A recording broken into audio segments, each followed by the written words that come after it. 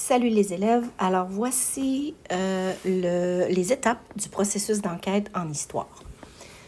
Cette année, on va vraiment suivre les étapes du processus et on va les travailler une à la fois pour être capable, d'ici la fin de l'année, de faire tout le processus au complet. Alors, la première étape du processus d'enquête, c'est formuler ou choisir une question qui nous motive. Alors, une question d'enquête, c'est ça qui va déterminer qu'est-ce qu'on va chercher. Donc, à chaque étape, il faut toujours garder notre question en tête. On va apprendre comment formuler des bonnes questions d'enquête. Deuxième étape, recueillir de l'information. Alors,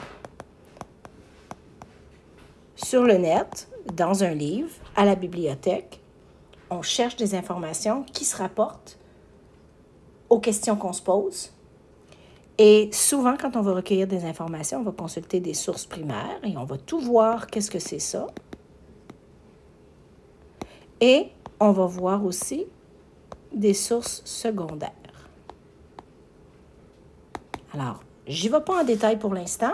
On va les travailler une à la fois. Troisième étape, c'est sélectionner. Alors, c'est bien beau d'aller chercher des informations,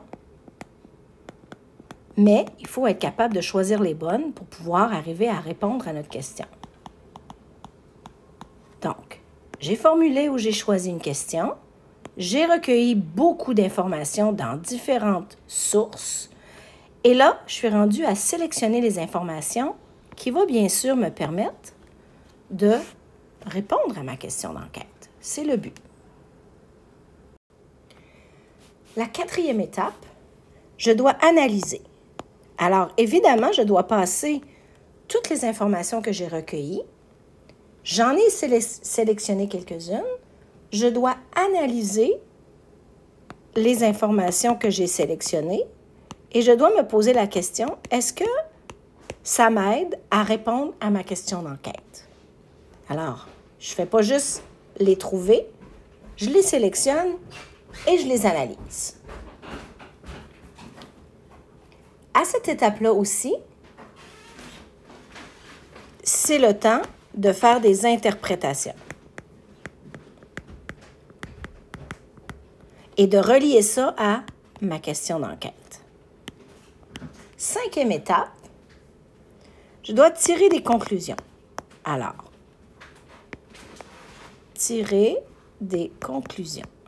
Alors, la cinquième étape, je me suis posé une question, j'ai recueilli tout plein d'informations dans différentes sources, j'ai sélectionné celles que je pense qui convenaient le mieux, je les ai analysées, je les ai interprétées par rapport à ma question que je m'étais posée au départ ou mes questions. Et ensuite, là, c'est le temps de tirer des conclusions. Est-ce que ça répond à ma question ou pas? Et c'est quoi les déductions que je fais par rapport à ce que j'ai lu sur ma question d'enquête? Alors ça, c'est ce qu'on appelle tirer des conclusions. Et la sixième étape, c'est communiquer tes résultats. Alors, on va les communiquer de plusieurs façons. Les résultats d'enquête, on peut les communiquer à l'oral, on peut les communiquer dans un rapport de recherche. C'est pas mal les deux qu'on va faire cette année.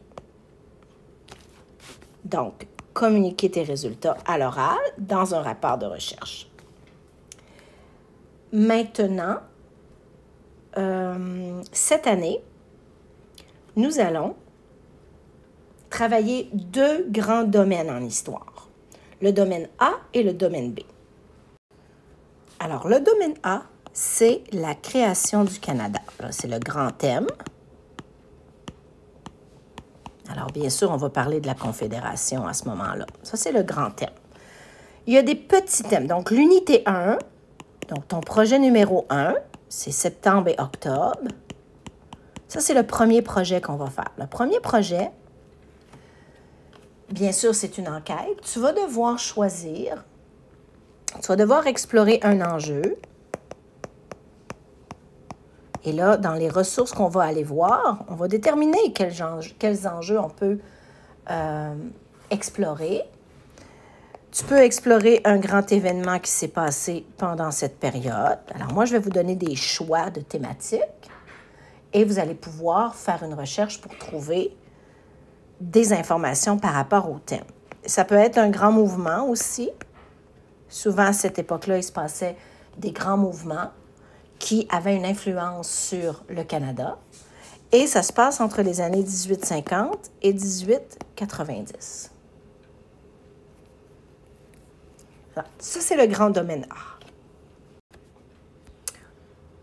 Le prochain projet, ça va être encore par rapport à l'époque de 1850 et 1890. Donc, ça va se passer en novembre et en décembre pour l'unité 2. Cette fois-ci, on va devoir analyser plus des défis sociaux et économiques et politiques qui se sont passés dans les différentes communautés canadiennes. Alors, c'est à peu près ça. L'unité 3, ça va être d'écrire. On va décrire des événements, des mouvements, des groupes, des personnalités qui ont marqué l'histoire du Canada. Et en mars, pour l'unité 5, on va commencer l'étude du domaine B. Et là, on va travailler de la période de 1890 à 1914, jusqu'au début de la Première Guerre mondiale. Et là, on va terminer l'année avec une comparaison du Canada d'hier au Canada d'aujourd'hui sur le plan social, économique et politique. Et le dernier thème, tu vas décrire des événements, des mouvements, des groupes et des personnalités qui ont marqué l'histoire du Canada, un peu comme on a fait entre 1850 et 1890. Mais cette fois-ci, la période après, c'est de 1890 au début de la Première Guerre mondiale en 1914. Alors, ça va être passionnant.